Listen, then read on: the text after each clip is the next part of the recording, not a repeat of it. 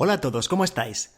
Hoy en Vivir del Cuento tenemos como invitada a Gemma Solsona, que es la autora del cuento Lola Lemon que pudimos escuchar en el podcast hace unos días, y con ella hablaremos largo y tendido de escribir como si rodáramos una película, de gatos que nos inspiran, de vivir con el cuento y de cómo darle una segunda vida a un relato a través de las ilustraciones. Os aviso de que la conversación está llena de recomendaciones literarias, de frases para apuntar y recordar y recuperar, así que si queréis podéis acceder a la entrevista íntegra en formato escrito entrando en vivirdelcuento.es. Empezamos.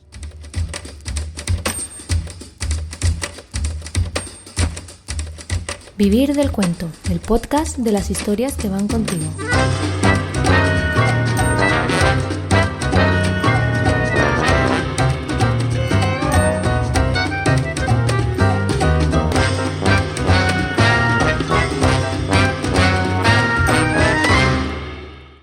El otro día acabamos el episodio del podcast hablando del personaje protagonista del cuento Lola Lemon, que está envuelto en un aura de misterio y de irrealidad. Creo que para generar este efecto desempeña un papel primordial la atmósfera que consigues crear, Gemma. ¿Qué papel tiene la atmósfera en tu obra en general? Pues la verdad es que eso viene a mí, yo creo que debería decir que es muy importante la atmósfera en lo que escribo, aunque más bien es una afirmación que me viene dada también por todas las veces en las que me han comentado que la atmósfera de mis cuentos es uno de los elementos más importantes a veces o uno de los elementos importantes, ¿no? que tengo en mi forma de escribir y en las historias que escribo. Y yo pienso que eso también viene muy ligado con lo que a mí me gusta, con las filias que tengo, que al final se acaban infiltrando también en nuestra escritura. Y a mí me encantan los espacios, me encantan las casas, me encantan los lugares. Siento muchas veces que a medida que te haces mayor, una de las cosas buenas es que vas reconociendo todo aquello que te gusta y cada vez lo tienes más claro, ¿no? Y yo me doy cuenta de que, por ejemplo, cuando me voy de viaje, a mí me apasiona visitar casas de escritores o casas de alguien que por una cosa o por otra, porque a nivel histórico o porque a nivel cultural me ha llamado la atención por algo, pues me fascina poder entrar en esa casa y ver los objetos y si puedo tocar las paredes, yo creo en esa especie de no sé, el espíritu, ¿no? Que puede estar dentro de las casas y no soy nada mística, ¿eh? Pero bueno, todo me gusta y disfruto, ¿no? Visitando lugares y espacios y casas y castillos. Y creo Uh-huh. que de una manera u otra eso se filtra a la hora de escribir. No, sí que es verdad que hoy en día yo creo en la literatura que consumimos, quizá muchas veces no es como antes en la literatura, pues eso, ¿no? Del siglo XIX, que en las novelas decimonónicas, que las descripciones eran casi muchas veces tan importantes como la trama, porque para muchos de los lectores no era fácil hacerse una idea de si tú eras un lector que estaba viviendo en Inglaterra, qué es lo que ocurría, o cómo era el Nueva York, ¿no? De aquella época, o cómo era el Madrid de Benito Pérez Galdós. Pues había que, de una manera u otra, tenían que describírtelo con pelos y señales. Hoy en día eso se cambia porque realmente nos hablan de Nueva York y todos tenemos en la cabeza una imagen, ¿no? O nos hablan de un castillo en los Alpes, no sé de dónde, y al final acabas acudiendo a internet y no tienes ningún problema por acabar viendo hasta, con perdón, hasta el retrete que está dentro del castillo, ¿no? Entrando con Google. Pero yo pienso que a mí lo que me gusta es buscar dentro de esas descripciones no tanto una descripción para que el lector se haga una idea de cómo es ese lugar, sino a mí me gusta crear atmósferas en las que el lector pueda hacerse una idea de cómo siente ese lugar y crear atmósferas a través de descripciones que de una manera u otra acompañen también la historia y sean casi descripciones humanizadas, ¿no? de los espacios y que te hagan sentir de alguna manera cómo están viviendo también esos espacios las aventuras y las desventuras de los personajes que retrato en mis historias. Ujú. Gemma, esta atmósfera que creas que llega a ser tan sensorial y tan visual, ¿crees que tiene algo que ver tu formación como comunicador audiovisual que ha influido en esta forma de narrar? Sí, desde luego, porque yo siempre he sido una apasionada del cine. De hecho, estudié comunicación audiovisual porque ya desde pequeña, pequeña me gustaba el cine clásico. Yo, en este caso, es gracias a mi abuela y gracias a mi madre, ¿no? Pero mi abuela guardaba en una caja postales de actores y actrices del cine clásico y a lo mejor, pues eso, con 10 años o antes, incluso. Yo te diré que con 8 años yo estaba enamorada de Fred Astaire y quería, y quería bailar como Fred Astaire y con Ginger Rogers, quería ser Marilyn Monroe, pero esto te estoy hablando con 6 años, ¿eh?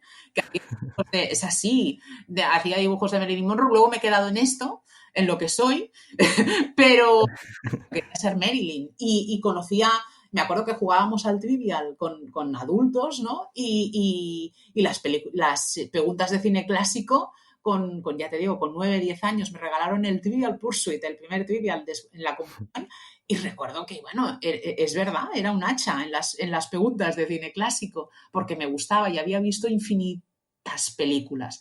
Y bueno, y luego, pues cuando tuve que elegir carrera, me fui a comunicación audiovisual. Ahí sí que me pegué el primer encontronazo con la realidad, porque vivir del cine no era vivir del cuento. Ya, ya. Entonces ahí, pues bueno, vi que si quería ganarme de alguna manera u otra la vida, pues yo en el cine, como aquel que dice, tenía que buscar otras opciones. Entonces ya de ahí me derivé a... Primero estuve en producción de publicidad y luego ya de ahí acabé pues trabajando en lo que estoy ahora, que me encanta también, que es otra manera de expresarte, que es la comunicación y en este caso comunicación y marketing y el trabajo más en departamentos de comunicación de empresas, ¿no? Que es en lo que al final acabé especializándome. Pero el cine siempre ha estado ahí y yo elegí comunicación audiovisual por eso. Y de alguna forma yo creo que acabo creando, valga la redundancia, en imágenes. Yo pienso muchas veces empiezo una historia o un relato y la empiezo a través de una escena y la empiezo a través quizá de la imagen de una sala de estar o de un sillón determinado o de un bosque y lo tengo en mi cabeza. Entonces eso es lo que intento de alguna manera plasmar también para que el lector se sienta dentro de esa historia, ¿no? Y pueda pasear por los espacios que yo imagino en mi cabeza. Para mí eso es importante y creo que eso sí que es verdad que me lo ha dado el cine y Ujú, lo que te decía y las infinitas películas que he llegado a ver vamos, y la forma en la que he llegado a disfrutar a través de las películas, ¿no? Yo creo ujú. que he llegado a disfrutar tanto con películas como con libros. Han sido dos de las compañías que he tenido siempre ahí y que continúo teniendo. Acudir al cine o acudir a los libros, ¿no? Para olvidarte de todo. Y Ujú. creo que creando espacios y creando atmósferas ayudas también al lector a que se acabe olvidando de lo que le rodea, ¿no? Y se meta mejor en la acción o en lo que tú quieres contar de tu libro. Sí, al final me da la impresión de que escribir es como la forma más económica y más asequible de rodar una película, ¿no? La película que tienes en la cabeza sin restricciones presupuestarias ni un gran equipo al que tienes que equilibrar, ¿no? Que tienes que hacer malabarismos para que todo el mundo esté satisfecho, que si el productor, que si el de maquillaje, pues no, todo en tu mente y tú lo plasmas tal y como lo sueñas, ¿no? Sí, tal cual. Yo ahora mismo quizás si volviera atrás muchas veces me he planteado que a lo mejor tendría que haber escogido otra carrera, ¿no? Haber, no sé, escogido una filología o en ocasiones también pensé, pues bueno, un periodismo que a lo mejor puede ser que parezca. En principio me ha relacionado con la escritura, aunque no es así, porque el periodismo habla de la realidad y la escritura Ujú, no precisamente, y más la mía, más lo que a mí me gusta, es todo lo contrario a hablar de la realidad, aunque a través de la fantasía puedas decir cosas tan o más importantes que a través del realismo, ¿no?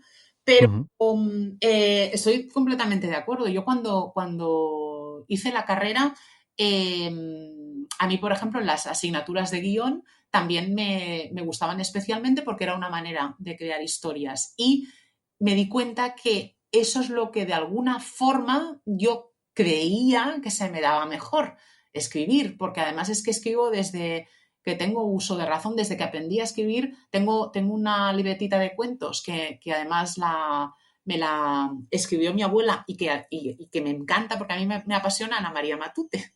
Y Ujú. un libro de ella que se titula Cuentos de la infancia, en el que además es un libro con carátula amarilla y que es muy curioso porque en este libro hay dibujos de Ana María Matute con sus primeros cuentos, ¿no? Y es una edición muy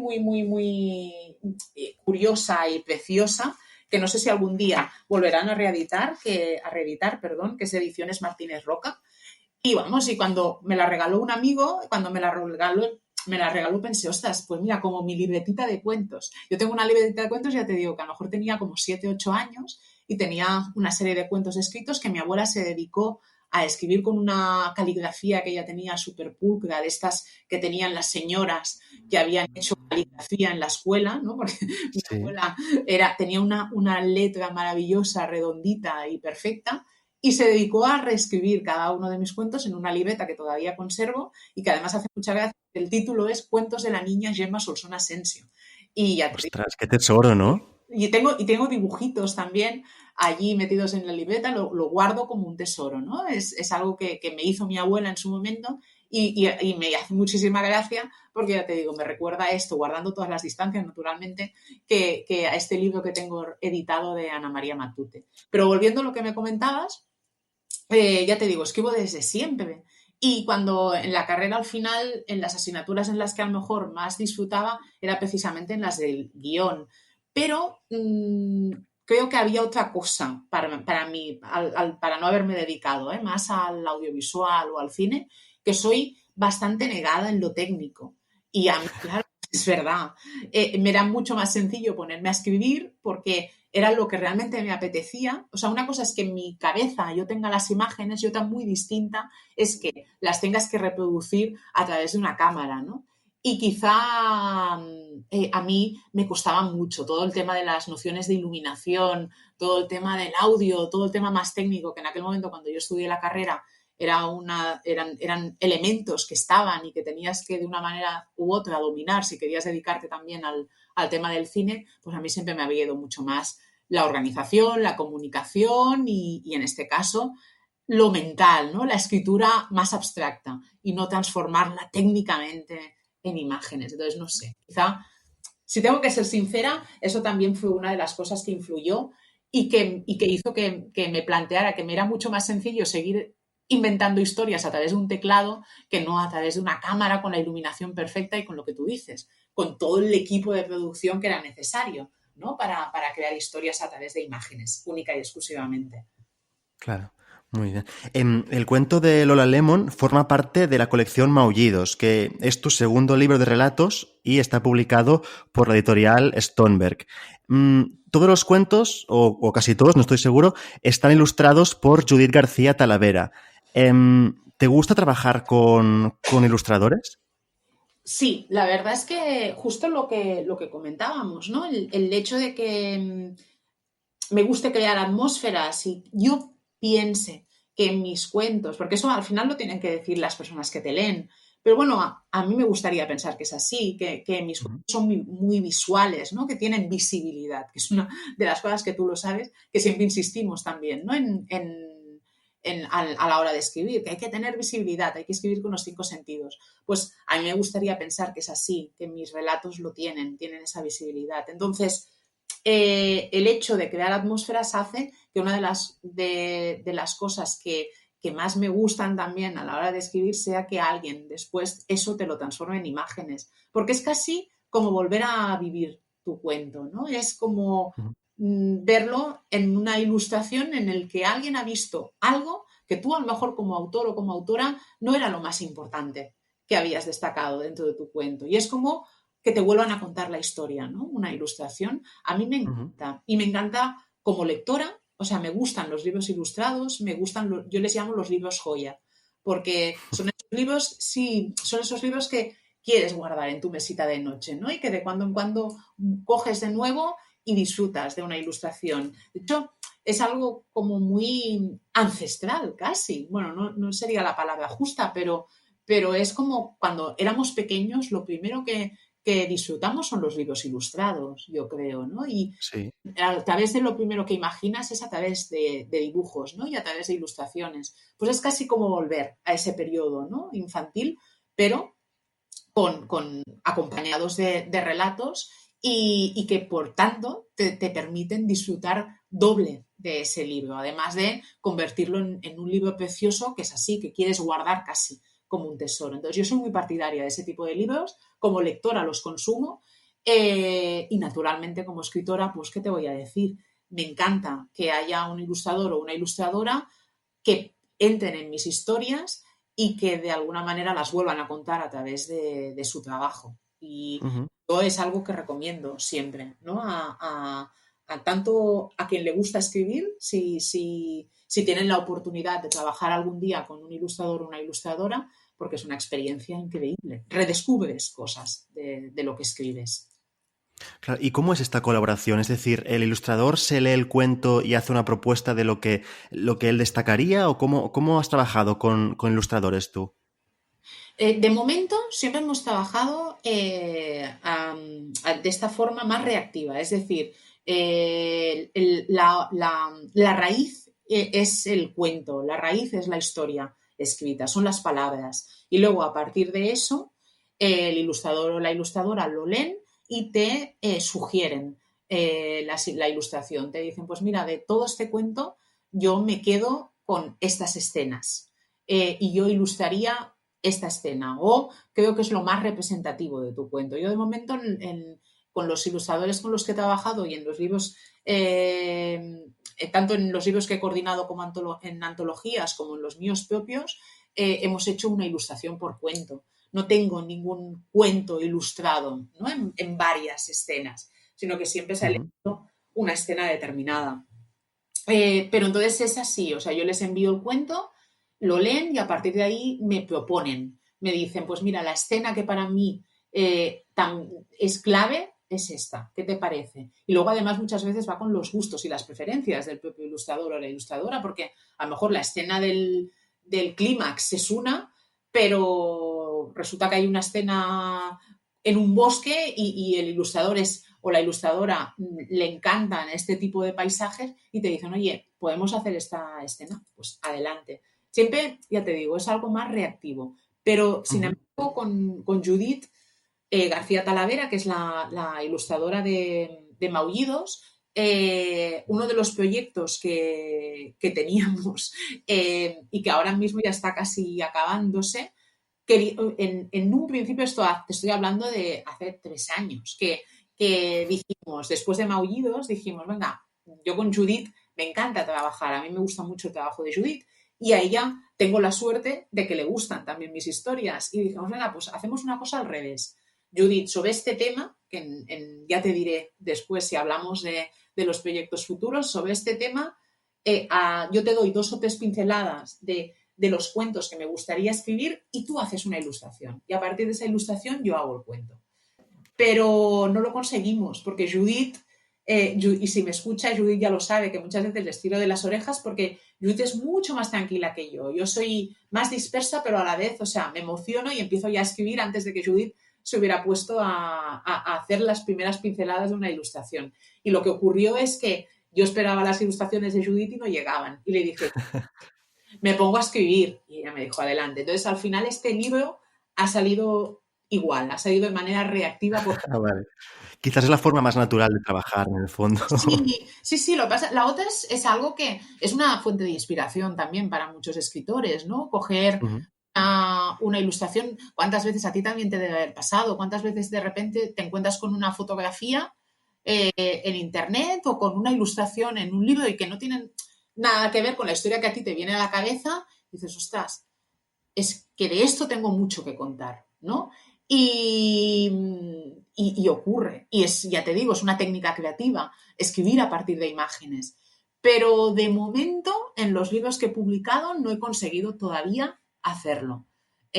quizá, no sé, en el próximo proyecto, si es que hay próximo proyecto, espero que sí, si Judith me escucha, que ya teníamos también ahí una cosa en la cabeza, quizá lo hagamos así. Lo que pasa es que Judith me va a un ritmo más lento y entonces yo la tengo que azuzar mucho, pobre, y escribiendo yo Ya, algo ya. antes.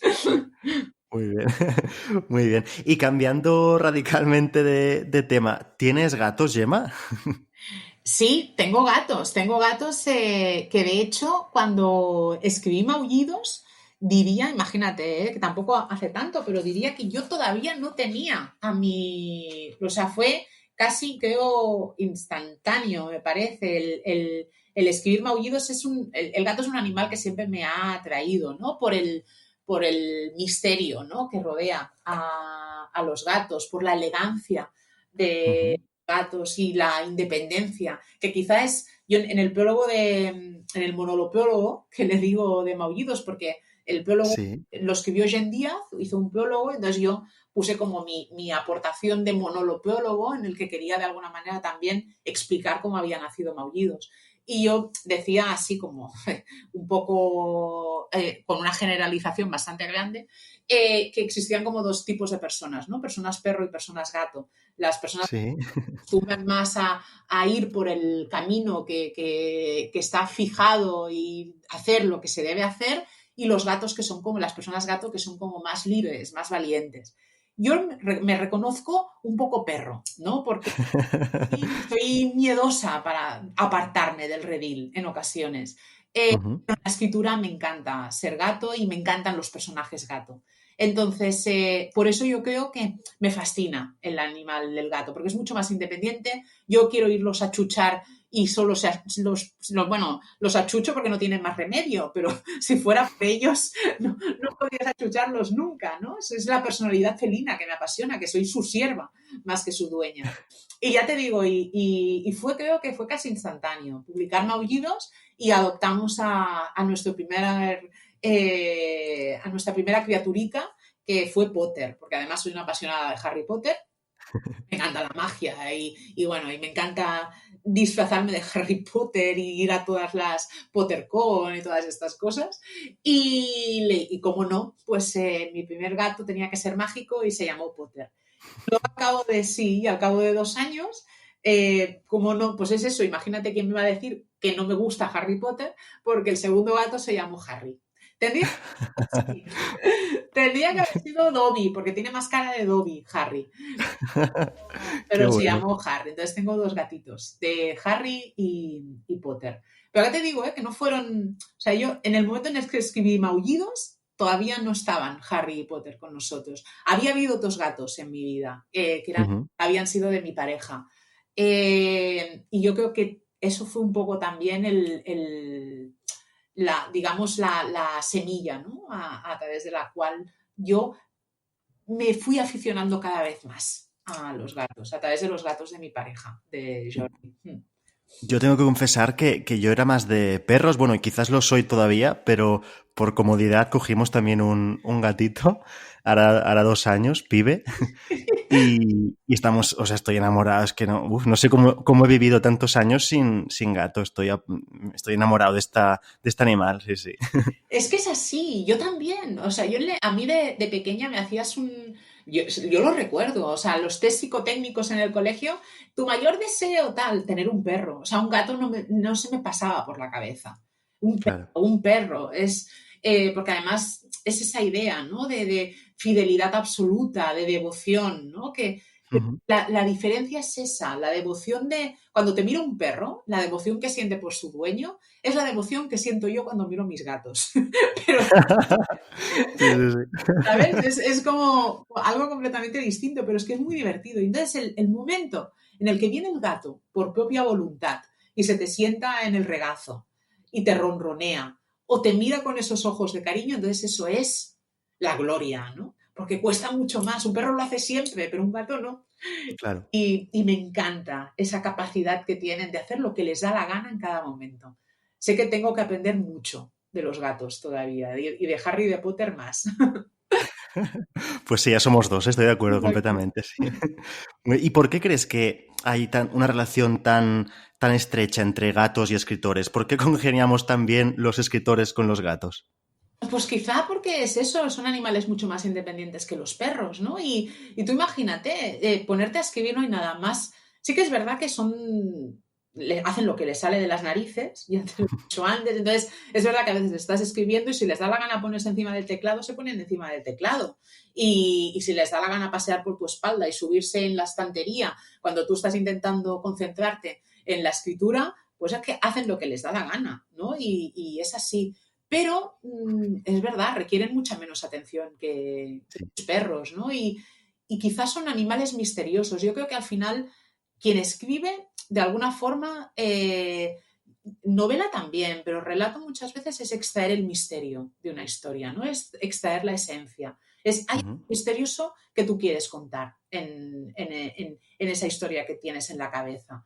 Pues yo creo que los gatos son más literarios por eso, porque siempre esconden algo, siempre hay algún misterio detrás de la mirada de un gato. Para mí me resulta mucho más intrigante que la mirada de un perro, quizá, ¿no? Un perro es ujú. compañero, pero un gato es eso, es misterio y es un de tú a tú. Entonces, quizá es más literario porque es intentar adivinar qué es lo que se oculta, ¿no? Tras la mirada del gato. No sé, quizá sea por eso. Muy bien. Además de los gatos, hay tres ingredientes que no faltan en tu obra, que es la nostalgia, la oscuridad y lo fantástico. ¿De dónde proviene esta mirada tuya como escritora? Pues eso es algo que yo creo, me he dado cuenta con eso, lo que te decía, ¿no? Que los años tienen también su parte positiva y Ujú, la parte más positiva es que te conoces más a ti misma y conoces más lo que haces. Eh, con los años y con lo que me ha ido diciendo gente que me ha leído, me he dado cuenta de que mis historias basculan siempre en este triángulo, entre la nostalgia, porque hay siempre no siempre, pero en muchas de las historias hay una mirada al pasado, es la evocación, son las atmósferas, entonces hay nostalgia en muchas de esas historias, hay algo de fantástico, de insólito, porque para mí la escritura tiene siempre un punto de juego y yo veo o intento buscar lo insólito, ¿no? En lo que me rodea, incluso en mi día a día. Si no existiera nada que soy incapaz de explicar, es que la vida me resultaría aburridísima. Entonces, me gusta contarlo a través de la fantasía y lo fantástico y lo extraño están siempre ahí presentes. Es para mí el resorte que me ayuda a contar una historia, el por qué está ocurriendo esto que me parece fantástico. Aunque a otra persona ujú, le parezca la cosa más normal del mundo, pero para mí lo fantástico puede estar también en la realidad, en lo más cotidiano, ¿no? Que nos rodea. Y luego la oscuridad. Yo disfruto mucho como lectora del terror. Y en el fondo dicen muchas veces que no hay literatura si no hay conflicto, ¿no? No hay historia, mejor dicho, si no hay conflicto. Pues los miedos son un gran conflicto, tanto en la vida como en la escritura. Así que la oscuridad está ahí siempre presente. Y yo creo que muchos de mis miedos, miedo a la soledad, miedo al paso del tiempo, a lo monstruoso, pero lo monstruoso visto, a mí me encantan los monstruos. Entonces, lo monstruoso visto como aquellas personas que a lo mejor critican lo que es diferente, ¿no? Pues todo eso siempre está ahí, en esa dosis de oscuridad, que me gusta tanto como lectora como a la hora de escribir. Y este triángulo, ya te digo, se ha ido formando a través del tiempo y a través de lo que he ido escribiendo, creo que se ha ido filtrando en las historias. Por ejemplo, mi primer libro, que era Valguamar, es esencialmente, yo creo, nostálgico y fantástico, porque era casi como, Valguamar lo hice con Tebu Guerra, un compañero que justo era un compañero de aula de escritores. Fue ujú. un libro al que le tengo especial cariño porque fue el primero que me mostró que podía publicar, ¿no? Y que mis historias podían leerlas otra gente, porque al final muchas veces dices, ¿qué es un escritor? ¿El que escribe o el que es leído por alguien, ¿no? Ujú. Y bueno, pues ese libro me enseñó que yo no solo quería escribir, sino que quería intentar hacer algo que sirviera también para entretener, para asustar, para conmover a otras personas. Y Valguamar fue fue eso, un pistoletazo de salida. Entonces, Valguamar era como una. Yo creo que el tono de Valguamar es realismo mágico y era como un homenaje que en aquel momento hacíamos a Gabriel García Márquez y a toda esa escritura del realismo mágico y surgió Valguamar. Entonces es especialmente nostálgico y con un punto de fantasía. Maullidos Ujú. yo creo que es fantástico y nostálgico también, ¿no? Pero casi a partes iguales. Y ahí ya tiene un puntito de oscuridad. La oscuridad ha estado siempre. En Valguamar había algo de oscuridad en alguno de los cuentos, porque la muerte está presente en muchas de mis historias y la muerte es oscura, generalmente. Sí. Sí. Pero por el desconocimiento que tenemos de la muerte, yo creo. Pero bueno, y en Maullidos hay también, yo creo que la oscuridad, por ejemplo, está en relatos como el que da título al libro, ¿no? Los Maullidos, que es un relato ya de terror. Voluntariamente quería hacer un relato de terror, ¿no? Con los Maullidos y hay algunos de los cuentos que son así ya en este libro. Luego en Casa Volada, yo creo que es sobre todo nostalgia. Es un libro en el que dedico algunos de los relatos también hay algunas historias que me había explicado mi abuela y que las reescribo, ¿no? Porque es eso, yo siempre digo que tengo muy mala memoria y por eso quizá también lo que decíamos de Lola Lemon y la mentira y la verdad, entonces al final acabas reescribiendo los recuerdos, ¿no? Lo que yo recuerdo, además, sobre eso, lo reescribo. Entonces hay algunas historias basadas en algunas cosas que me había explicado mi abuela, hay historias del pasado y está la nostalgia impregna cada una de las historias de Casa Volada y hay un punto en algunos de los relatos de fantástico y también un puntito de oscuridad, porque es algo de lo que no me puedo desprender. Y el libro del que ya te comentaré después, que va a salir ahora el año que viene, ahí sí que hay oscuridad y fantasía, porque es quizá Ujú. el primer libro que he hecho voluntariamente desde una perspectiva más de perturbadora, ¿no? Que es ahora mismo estoy leyendo mucha literatura también en este sentido, lo he leído siempre y es lo que me ha gustado y ahora pues este libro lo que me ha salido, yo creo que la escritura es orgánica y acaba formándose, ¿no? Con los años, con lo que lees, con lo que ves en el cine, con lo que te cuentan, con lo que te gusta y ahora mismo esa escritura orgánica se ha volcado en un libro que saldrá ahora en el 2021, que es, si tuviera que decirte un porcentaje, pues yo creo que es oscuridad.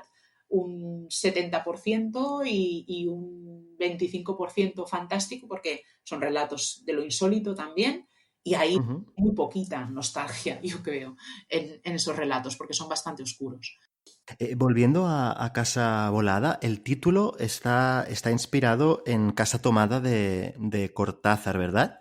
Sí, sí, sí. Fue el primer, yo creo, es que creo que fue el primer cuento que escribí del conjunto que da vida a Casa Volada.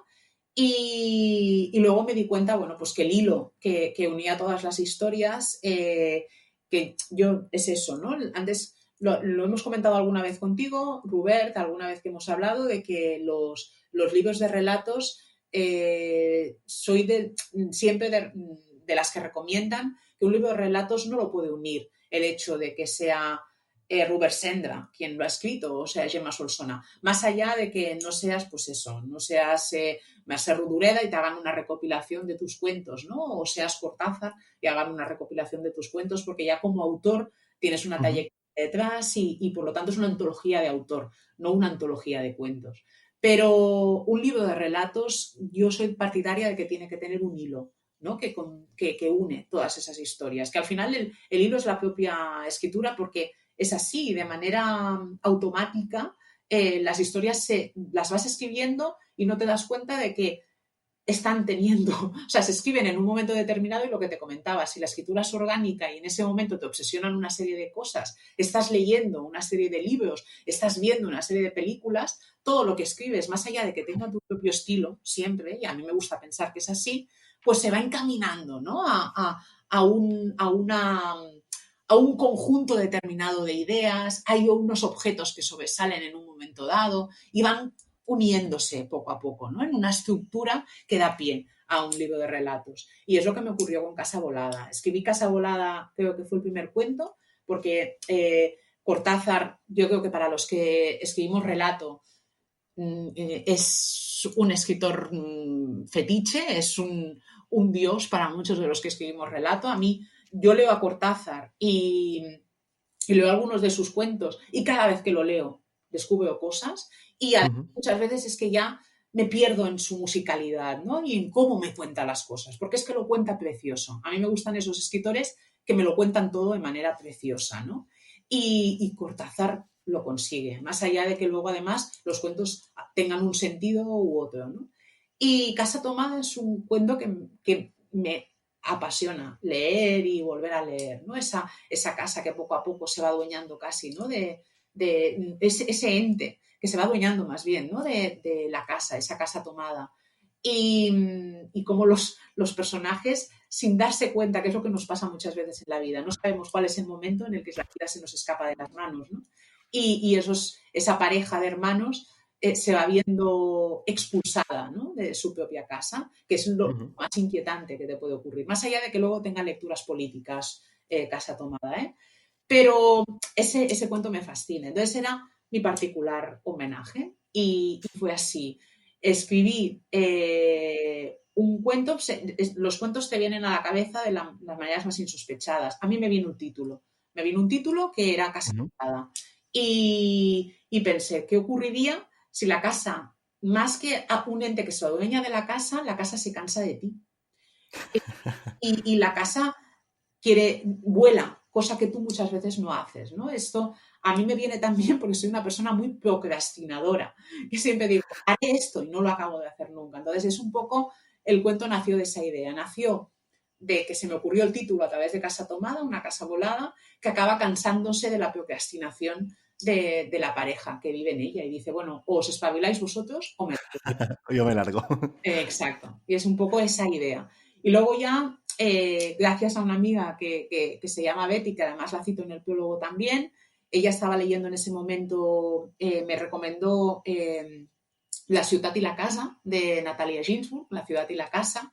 Leí, me encantó, fue un libro que es epistolar y son personajes que se van trasladando de ciudad, viven en diferentes casas a lo largo de la novela, pero hay un momento en el que uno de los personajes dice, en la frase con la que empiezo Casa Volada como libro de relatos, que dice que tú una casa, más o menos, la puedes alquilar, la puedes vender, la puedes dejar a alguien, pero siempre la llevas contigo. Y me di cuenta bueno, Betty me dio esa frase y dije, ostras, es que los cuentos que estoy escribiendo después de Casa Volada y mis cuentos en general, lo que decíamos de las atmósferas y los espacios, tienen el lugar en el que ocurre cada uno de los cuentos, tiene un significado esencial en la historia, ¿no? Y no existirían sin las casas de cada uno de los relatos, estos cuentos. Y ahí ese fue el hilo que me brindó la idea de unir los diferentes relatos de Casa Volada y ponerlos bajo el paraguas del título del que había sido el cuento inicial de homenaje a Casa Tomada. Relacionado con lo que comentabas antes, de que al final en lo que escribimos se asoman todo lo que hemos vivido, lo que hemos leído, todo lo que hemos experimentado, me gusta mucho uno de los prólogos de uno de tus libros, que explicas que cuando estás enfrascada en el proceso de escritura de un relato, parece que todo el mundo, cuentas que parece que todo el mundo se conjure, ¿no? Para darte detalles como el de Betty en este caso, ¿no? Que completen el cuento, ¿no? No sé si crees que yo creo que eso ocurre al final porque estás tan obsesionado en lo que estás escribiendo que todo te recuerda o te da ideas para sumar en tu proyecto. No sé si crees que la obsesión es necesaria para escribir.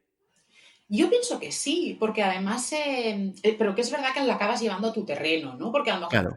otra persona que si ahora mismo yo estoy escribiendo sobre brujas y hadas, pues me da una sensación de que todo el mundo a mi alrededor me están diciendo algo, ¿no? Sobre así. Estoy viendo una película que no tiene nada que ver, pero digo, ostras, es que esta frase que acaba de decir es aplicable, ¿no? A esas historias que tengo en la cabeza, ostras, es que esto es muy de bruja, esto que está diciendo este tío. A lo mejor resulta que es un personaje, es una película navideña de Papá Noel, pero tú en ese momento lo ves relacionado con aquello que te interesa, que te motiva o que te obsesiona, ¿no? Yo creo que sí que es necesario un punto de obsesión. A mí ahora mismo lo que me obsesiona es precisamente todas las obsesiones que tengo por escribir. Entonces, yo creo que tengo que centrarme en una de mis obsesiones, porque ahora mismo el mundo me da muchos estímulos, porque tengo como 3 o 4 proyectos en la cabeza que de alguna manera son distintos, entonces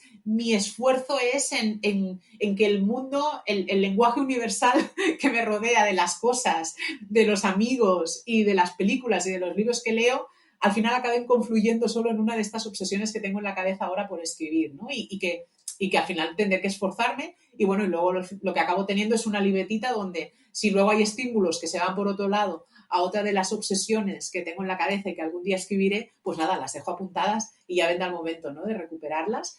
Pero yo creo que es así, que sí que es verdad, a mí me da esa sensación que estoy leyendo, ya te digo, estoy leyendo de brujas o quiero escribir algo, pues una amiga me recomienda un libro, lo veo, eso, escucho a alguien en la calle o veo a alguien en la calle que podría ser un personaje de uno de mis cuentos porque le encuentro un perfil completamente brujil. Eh, y es así, ¿no? Y el mundo conjura para ayudarme, ¿no?, a crear esa historia o esas Ujú. historias que tengo en la cabeza. Pero bueno, entiendo que es por eso, porque yo también de alguna forma u otra acabo llevándolo, ¿no?, a mi terreno. Y me comentabas, en la libretita esta que apuntas las ideas, me comentabas además que tienes la manía de escritora, ¿no? De tener una libreta para cada proyecto, de alguna forma que el continente se corresponda al contenido, ¿no? Es decir, que la forma de la libreta o los dibujos de la carátula se adapten a al proyecto que tú quieres escribir en esa libreta, ¿no? Sí, o sea, sí que es verdad que yo lo intento. Intento tener para cada proyecto una libreta, o me encantaría. Pero como ahora no, porque o sea, hemos venido de un confinamiento, o sea, estoy mucho más en casa de lo que estaba antes, pero antes mi vida es bastante nómada, porque además estoy siempre entre Barcelona y Girona, entonces no puedo llevar 3 o 4 libretas, ¿no?, en la cartera y como soy bastante dispersa, sí que es verdad que es lo que te decía, intento concentrarme en un proyecto, pero si de repente ahora mismo tengo 3 o 4 cosas en la cabeza que me gustaría escribir de proyectos distintos, que proyectos distintos no significan un relato, sino que ahora mismo significan, al menos tengo 3 cosas en la cabeza que son de 3 proyectos diferentes de libro, ¿no?, de relato en este caso. Y claro, no puedo llevar 3 libretas, ¿no?, conmigo y cada vez que ocurre algo, buscar una, porque además es así, soy muy desordenada. Eh, Físicamente soy muy desordenada. Yo espero que mentalmente sea un poco más ordenada, pero tampoco lo tengo claro. Al final acabo rodeándome, tengo libretitas que sí que, lo que sí que son, tengo mis fetiches de escritora, ¿no? Y me encanta tener libretas bonitas, que de alguna manera, y sí que intento escogerlas, intento decir, mira, pues es que ahora me apetece mucho escribir sobre cuentos de hadas, pues tengo una libreta que la tengo aquí maravillosamente verde abséntica, como un libro que hemos sacado hace nada de cuentos de hadas, y es una libreta maravillosa que está ilustrada por Brian Fraud, que hizo Ujú. un libro sobre hadas precisamente, y es una libreta, es verde, abséntica, con detalles dorados, y bueno, esto es, o sea, verla y tocarla es casi que te dan ganas de ponerte a escribir un libro de fantasía oscura o no, pero es que solo verla ya te inspira, ¿no? Y la tengo aquí guardada para estrenarla en el momento adecuado. Tengo otra que me compré en la exposición esta de L'Expocasha, de Drácula, que es roja Sí. y blanca, y la tengo guardada también para cuentos más oscuros. Lo que me pasará al final, Rubén, será que cogeré la que crea que debo coger en un momento dado y a lo mejor en la de hadas meteré historias oscuras y en la de Drácula o las villanas Disney, que tengo una aquí también muy divertida que la veo aquí cerca, acabaré metiendo también historias de fantasía y más, pues eso, ¿no? Más de una serie de historias que tengo en la cabeza para hacer sobre el mundo de las hadas y tal. Y me acabará pasando eso. No, Pero sí que es verdad que me encantaría, tener una libreta para cada proyecto, pero la vida en sí no me permite ir como Es difícil, claro, por claro. horas. ¿Y Exacto. escribes a mano, Gemma, normalmente o combinas mano y ordenador o cómo lo haces? Combino mano y ordenador, porque yo en una charla de una escritora, me acuerdo que dijo que una de las primeras cosas que teníamos que hacer los que escribíamos era llevar siempre una libreta con nosotros, porque las novelas estaban llenas de grandes párrafos, de grandes textos que nunca se verían publicados porque se habían quedado en la cabeza del escritor, porque en el momento en el que se te ocurrían, no tenías nada cerca para transcribirlas y luego cuando llegabas a casa las palabras que utilizabas ya no eran las mismas. Entonces eso se Claro, quedó grabado. Entonces intento siempre llevar una libretita conmigo y he hecho de todo, ¿eh? No siempre he escrito en libretas, sino que a veces tengo el ordenador también plagado de notas que a lo mejor se quedarán en el ordenador o en el móvil, plagado de posts de estos que te cuelgas en el móvil y que quién sabe si algún día recupero, porque claro, luego todo eso hay que pasarlo, ¿no? Al ordenador. A veces me he llegado a hacer hasta mensajes de audio a mí misma, o le hago un mensaje de audio de cosas rarísimas a mi pareja. A Jordi Pobre a veces ve un WhatsApp y dice, Gina, ¿por qué me estás enviando esto? Y digo, tú no facis caso, no hagas caso, que idea que me ha venido a la cabeza y necesito enviar esta foto a alguien o necesito... Y el pobre claro, es la persona que utilizo para estas cosas raras, ¿no? Porque si se lo envío a un amigo me dice que narices me estás enviando ahora mismo la imagen de esta señora bruja que parece un monstruo que tal. Y dices, claro, eso se lo envío a Jordi.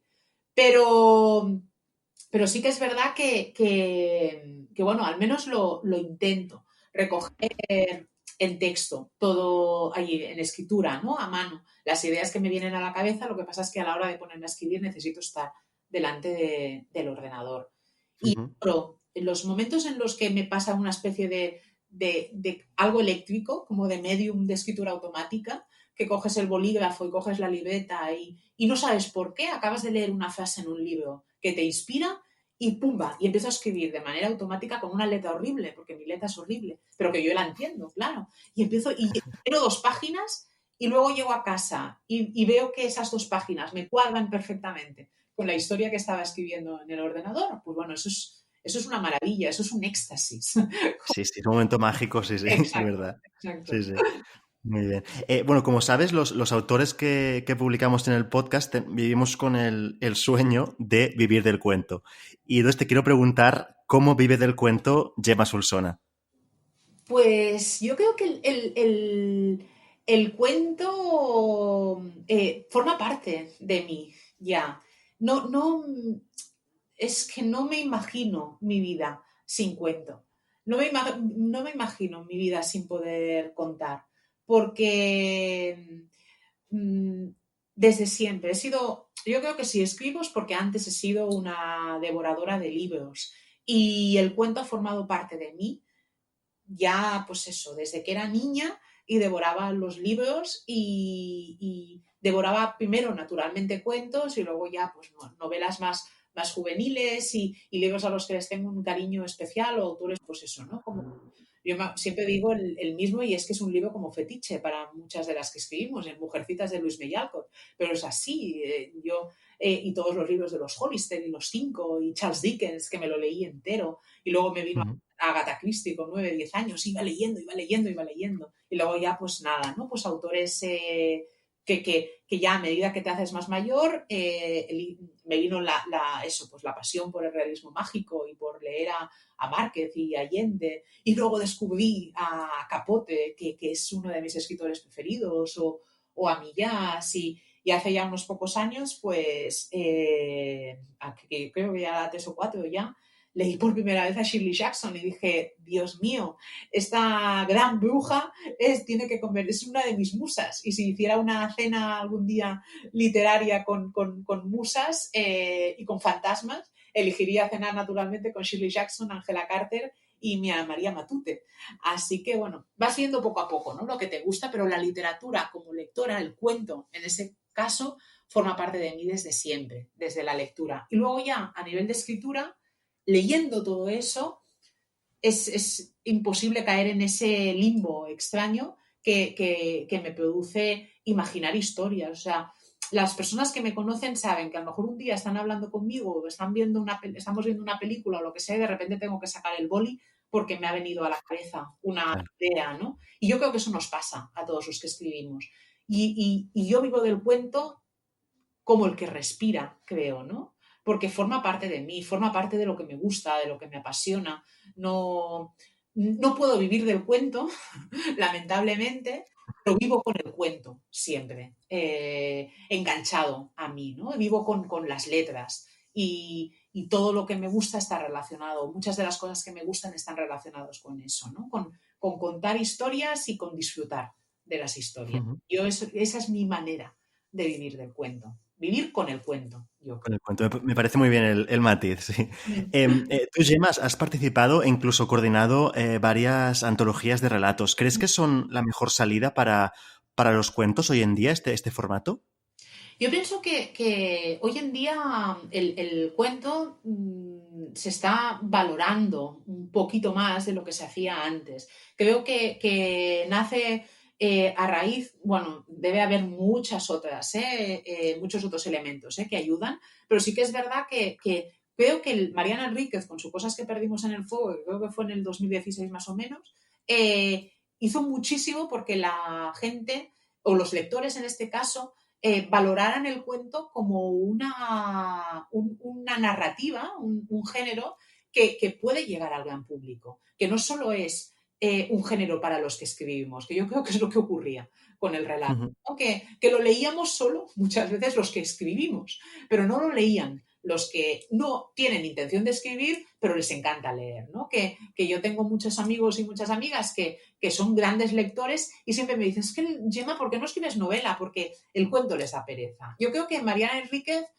en ese sentido, en los últimos años, hizo un gran qué porque ese tipo de literatura llegara a mucha gente que no estaba acostumbrada, aquí al menos en España, a leer cuento. Porque yo creo que la tradición latinoamericana es bastante distinta, desde Borges y Cortázar a todo lo que ha venido después y las nuevas voces, ¿no?, latinoamericanas. Entonces, en ese sentido, últimamente hay muy buenas voces en el relato corto, tanto aquí en España como bueno, en todo el mundo, yo creo, y se está valorando de nuevo y está llegando a un público mucho más general.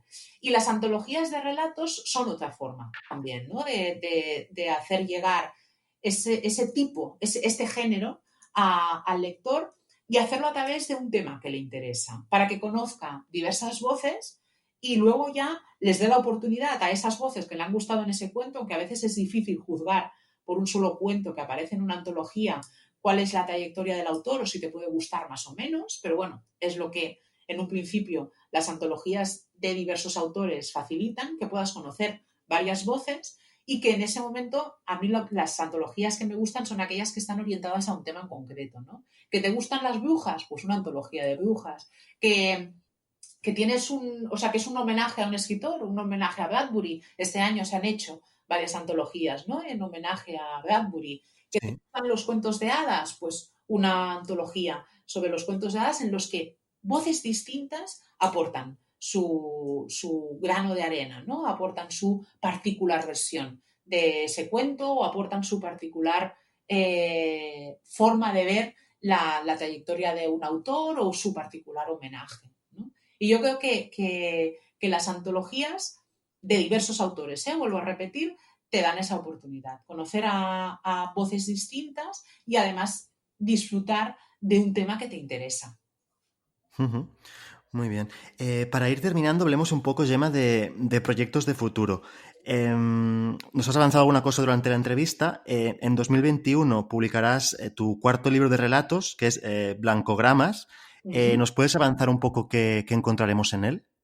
Sí, Blancogramas es el más oscuro hasta el momento de los libros que he publicado. Es un libro con 7 relatos, está publicado con Inlimbo, que es una editorial que además es muy gracioso porque Inlimbo nació durante la pandemia, en marzo del 2020, ¿no? Y es una editorial Ujú. que los que no la conocéis os invito a conocerla porque realmente tiene un perfil Bueno, yo creo que toda la comunicación que hacen está muy en línea con lo que publican y con el carácter, ¿no?, que le quieren dar a los libros que tienen en la colección. Es una editorial de narrativa inquietante y en esa línea es en la que naturalmente aparece Blancogramas. Blancogramas se llama así porque ya decimos que son 7 historias de oscuridad nívea, ¿no? El color blanco está en muchas de estas historias, pero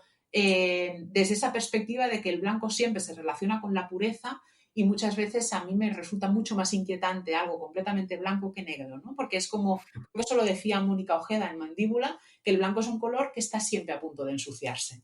Entonces, sí, es como, eso me resulta inquietante, ¿no? Porque yo creo que es como cuando nos imaginamos, cuando en el cine no ha aparecido todavía el monstruo, siempre es mucho peor lo que tú tienes en la imaginación que lo que va a aparecer en pantalla. Pues entonces, Claro. aquello que tiene que ensuciarse siempre es mucho más terrible, lo que tú te puedes llegar a imaginar que lo que realmente luego puede ser, ¿no? Finalmente.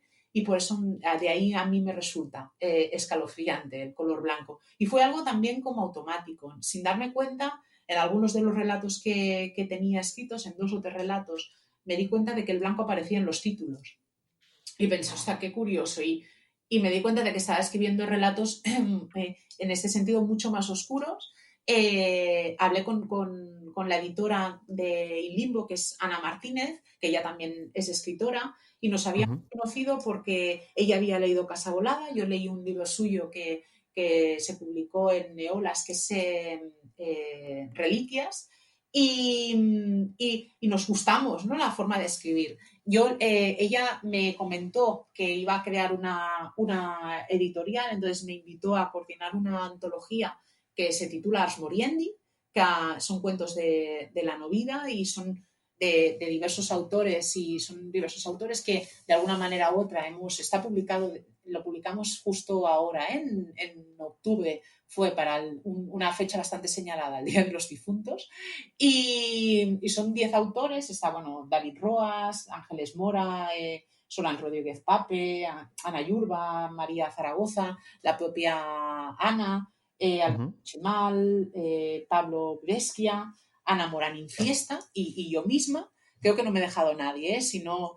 Y bueno, y entonces era como una antología en la que cada uno de nosotros daba su particular versión de la muerte, ¿no?, que es un tema indiscutible para los escritores. Entonces, nos conocimos a través de esto y yo la invité también a participar en una antología que coordinaba, que es Donde las hadas no se aventuran, que es esta maravilla verde abséntica en la que también 16 autoras, no voy a decir los nombres porque es que si no, no acabaríamos nunca, pero 16 autoras hemos dado vida a una vuelta de tuerca de los cuentos de hadas, publicado con Apache, que es una editorial con la que también trabajo muchísimo y que creo que están haciendo también un trabajo enorme por el tema del fantástico y de lo insólito y la ciencia ficción.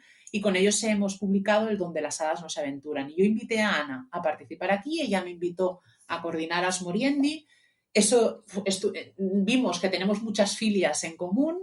Ella me comentó que tenía esto de In Limbo, que estaba buscando también otras obras. Me dijo, he leído Casa Volada, ¿tienes algo? Y yo le dije, hostia, pues me está pasando esto, que estoy creando lo de que decíamos, ¿no? La escritura es orgánica, que con todo lo que estoy leyendo estoy volcando una serie de cuentos relacionados con lo perturbador y con el color blanco, que serían como pequeños fotogramas, ¿no?, instantes que de alguna manera quiero que provoquen un pequeño escalofrío. Le gustó la idea y nada, y lo leyeron, lo aceptaron y así entré a formar parte del catálogo de In Limbo con este libro que, si todo va bien, va a salir pues nada, en febrero. Sale ya Blancogramas. Y ya te digo, es lo más oscuro. Sí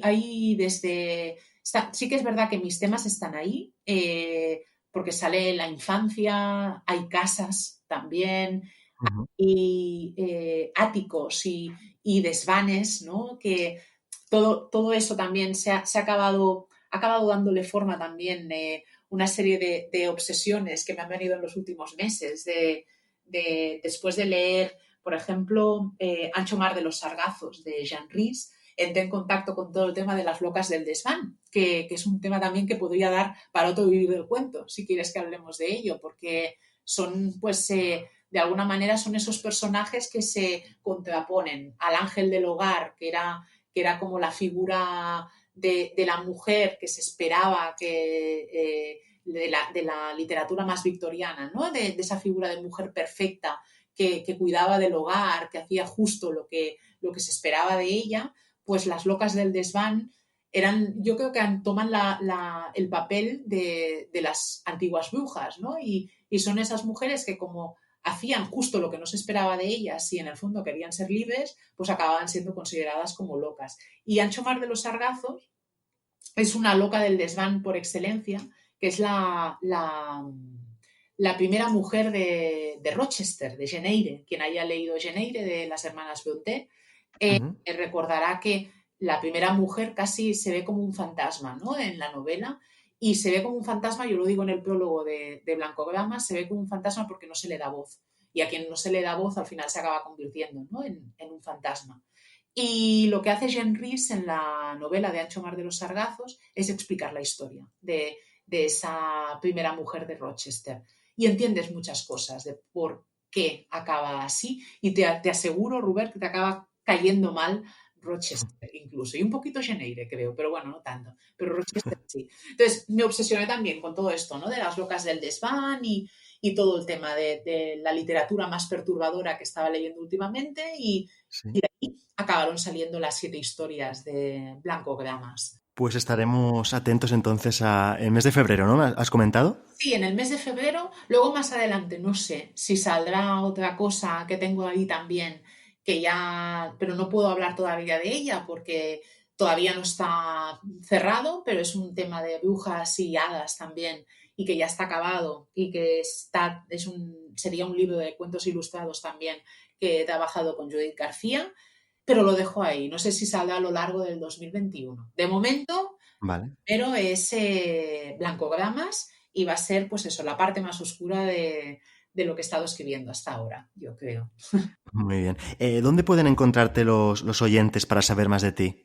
Pues a mí es fácil encontrarme porque no utilizo ni seudónimos ni nada. En redes sociales, Gemma Solson Asensio, tanto en Twitter hoy lo utilizo menos, pero sí que en Instagram o en Facebook.